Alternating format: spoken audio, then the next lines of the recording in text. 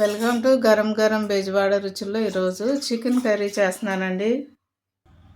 Stove వెలిగించి కళాయి పెట్టుకున్నాను. తగినంత ఆయిల్ వేసుకుందామండి. నేను కేజీ చికెన్ చేస్తున్నాను.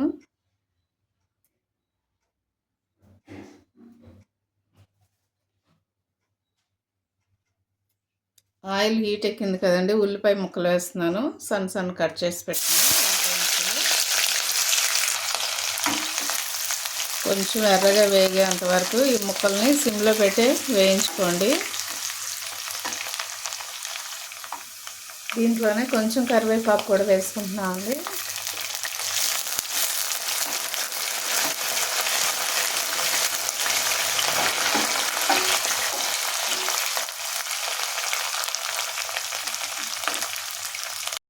చికెన్ కూడా వేసేస్తున్నాను. దీనిలో చికెన్ వేసేస్తున్నానండి. చూడండి, కేజీ చికెన్ ఇది. శుభ్రంగా నీట్గా కడగండి చికెను. కొంచెం నిమ్మకాయ పిండి కడిగితే నీసు వాసన అస్సలు ఉండదండి.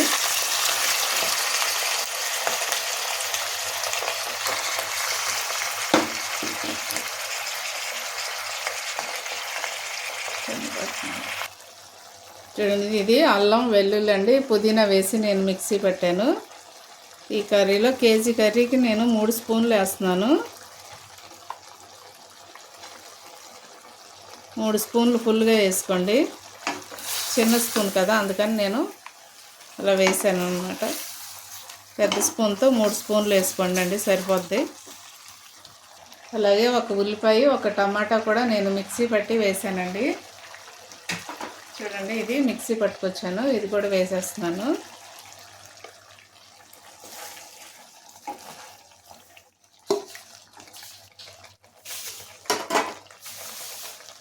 ఇవన్నీ కూడా బాగా ముక్కలకి పట్టించేసేసి మూత పెట్టేసేసి సిమ్లో పెట్టేసేయండి. చక్కగా మగ్గిపోతుందండి కర్రీ. ఇవన్నీ కూడా మసాలాలు అన్నీ కూడా దీనికి పట్టి బాగా మంచి టేస్ట్ వస్తుంది. చూడండి, ఇప్పుడే తగినంత సాల్ట్ కూడా వేసేసుకోండి.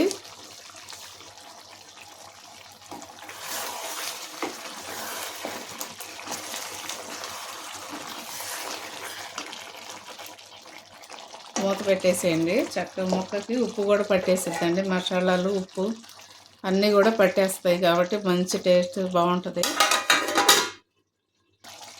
ఇప్పుడు కారం కూడా వేసేస్తున్నానండి. కారం చూసి వేసుకోండి తగినంత.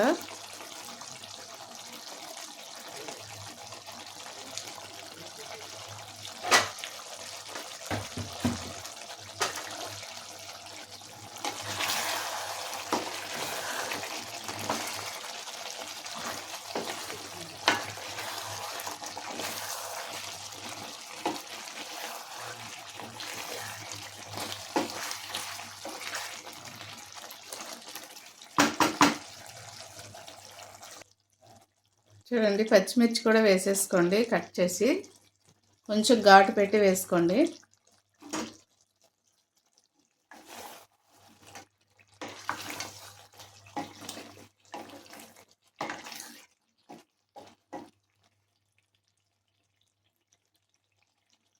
నేను తగినంత వాటర్ వేసేస్తున్నానండి.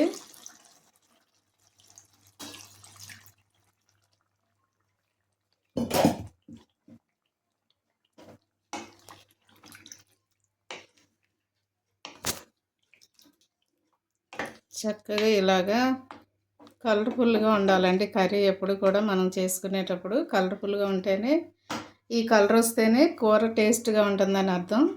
చూడండి, కర్రీ ఎప్పుడు కూడా ఈ కలర్ రావాలండి. ఈ కలర్ వస్తేనే కర్రీ టేస్ట్ బాగుంటుందని.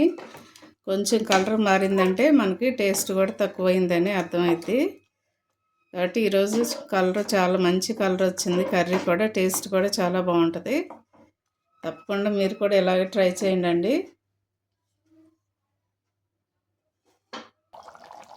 ఇప్పుడు దీన్ని నేను పక్కన స్టవ్కి మారుస్తున్నానండి. ఇప్పుడు నేను చికెన్ కర్రీలోకి నేను కొబ్బరి పాలతో నేను పలావ్ చేస్తున్నానండి. అలాగే కళాయి పెట్టుకొని కొంచెం నెయ్యి వేసాను. చూడండి, నెయ్యి కొంచెం తక్కువగా వేసుకోండి, ఎందుకంటే మళ్ళీ పలావ్ రెడీ అయిపోయిన తర్వాత దానిపైన కొంచెం వేసుకుంటాం కదా, అందుకని కొంచెం వేసుకోండి. అలాగే కొంచెం ఆయిల్ వేసుకోండి. నేనైతే సన్ఫ్లవర్ ఆయిల్ వేస్తున్నానండి. మీ దగ్గర ఏది ఉంటే అది వేసుకోండి. చూడండి, నేను ఈ గ్లాస్తో 2.5 గ్లాసే వండుతున్నానండి. ఒక గ్లాసున్నర నేను బాస్మతి రైస్ వేసాను. ఒక గ్లాస్ మాత్రం నార్మల్ రైస్ వేసాను. మీకు కావాలంటే 2.5 గ్లాస్, మీకు ఎన్ని గ్లాసులు కావాలంటే అన్ని గ్లాస్ బాస్మతి రైస్ వేసుకోవచ్చండి. నేనైతే ఇలా చేస్తున్నాను. చక్కగా ద్వారగా వచ్చేంత వరకు కూడా ఇలాగే వేయించుకోండి.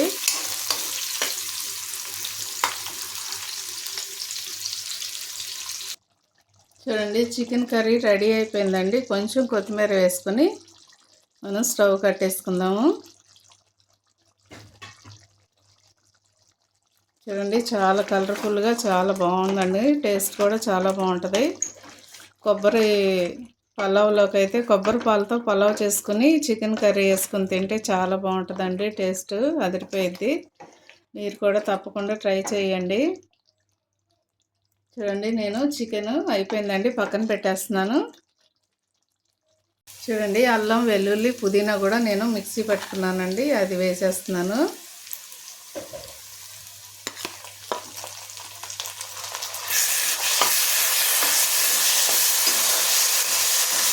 ఒకసారి ఇలా కూడా ట్రై చేయండి, చాలా బాగుంటుందండి.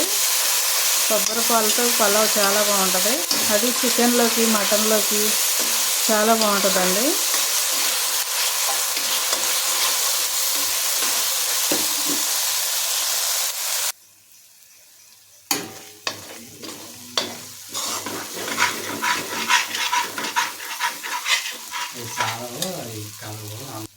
ఇప్పుడు కొంచెం కొత్తిమీర అలాగే పుదీనా వేస్తున్నా అండి. లైట్గా వేసుకోండి, ఎందుకంటే అల్లం వెల్లుల్లి వేసాం కదా పుదీనా, అందుకని కొంచెం లైట్గా వేసుకోండి.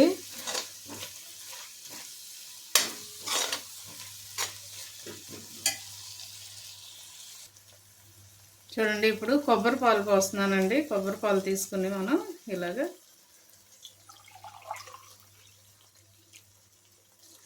ఒకటి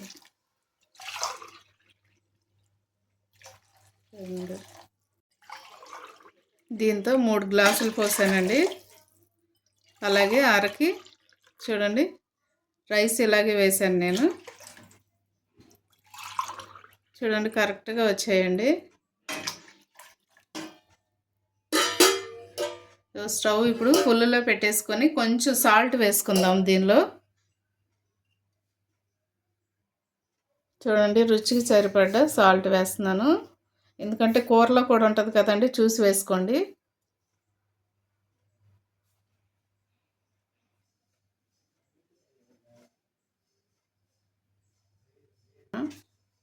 ఇప్పుడు టమాటా ముక్కలు కూడా వేసేస్తున్నానండి.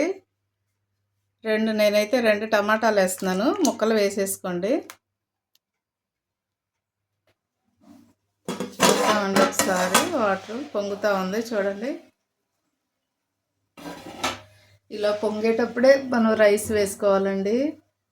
ముందే ఒక పావు గంట అరగంట సేపు కడిగి నానబెట్టండి ఇవి రైస్. ఎందుకంటే రైస్ మనం వండినప్పుడు ఆ పలావ్ కూడా స్మూత్గా ఉంటుందండి. అప్పుడప్పుడు కడిగి వేసుకున్నాం అనుకోండి స్మూత్ రాదు. అందుకని ఒక అరగంట సేపు అన్నా ముందు మనం కడిగి నానబెట్టుకోవాలి.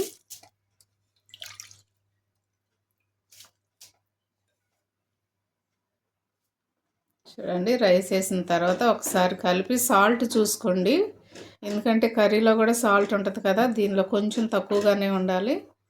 చూసి మూత పెట్టేసేయండి, చక్కగా ఉడికిపోయిద్దండి.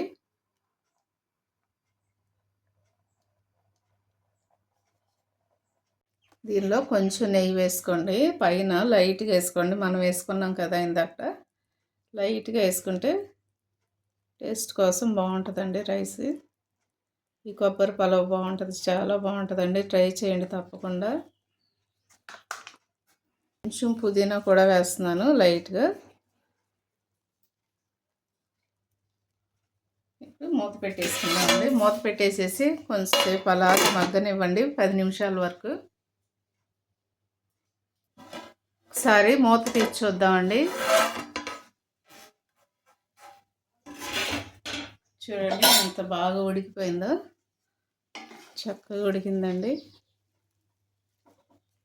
లైట్గా తడి ఉంది, ఇంకా కొంచెం 2 నిమిషాలు ఉంచితే అయిపోద్ది.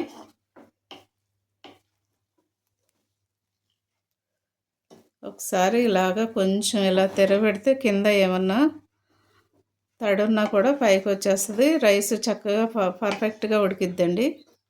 ఒకసారి ఇలా లైట్గా కలిపేసి మూత పెట్టేసామనుకోండి, చక్కగా ఈ కొబ్బరి పులావ్ చక్కగా పర్ఫెక్ట్గా ఉడికిపోయిద్ది. టేస్ట్ కూడా చాలా బాగుంటుంది.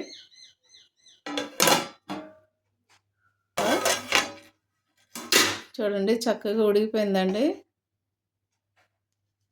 కొబ్బరి పాలతో బిర్యానీ పులావ్ రెడీ అయిపోయింది. నేను స్టవ్ కట్టేసేస్తున్నానండి. ఇంకా చూసారా చక్కగా పర్ఫెక్ట్గా ఉడికిందండి. చూడండి కొబ్బరి పాలతో పులావ్ చేసాం, అలాగే చికెన్ కర్రీ అండి రెడీ అయిపోయింది. మీరు కూడా తప్పకుండా ట్రై చేయండి. కాంబినేషన్ చాలా టేస్ట్ బాగుంటుందండి.